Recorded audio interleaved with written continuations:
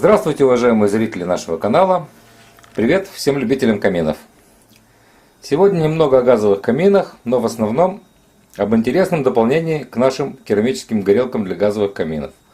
А именно о продукте, который мы обозначили в нашем прайс-листе как тлеющие угольки или тлеющая щепа.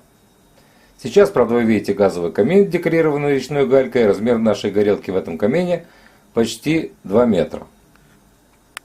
На этих фотографиях вы видите, что и сами керамические дрова, которыми мы комплектуем наши горелки, при нагревании в местах соприкосновения с языками пламени начинают светиться. Также это происходит при горении обычных дров. Для большей наглядности мы обозначили места свечения белыми стрелками. Вот такой естественный эффект.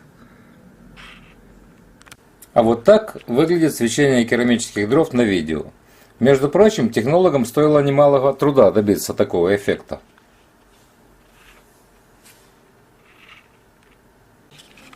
А вот так выглядят эти тлеющие угли и щепа, когда они не в пламени. Название, конечно, условное, но эффект очень естественный. Казалось бы, мелочь мелочью. Но дополнительный эффект, знакомый каждому из нас с детских времен, он дополняет всю картину горения древесины. Не полностью еще прогревшие дрова тлеют, полыхая красным огнем и переливаются разными оттенками. От буро-красного до желто-оранжевого цвета. А сейчас вы видите камин, которому уже более 60 лет. Он был задуман и использовался как дровяной камин, но сейчас туда встроена наша керамическая газовая горелка. Как это выглядит, оцените сами.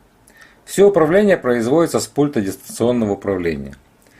Подписывайтесь на наш канал, оцените и нашу работу, а также приходите на наш веб-сайт. Там много информации о газовых каминах, горелках, дымоходах и тому подобном.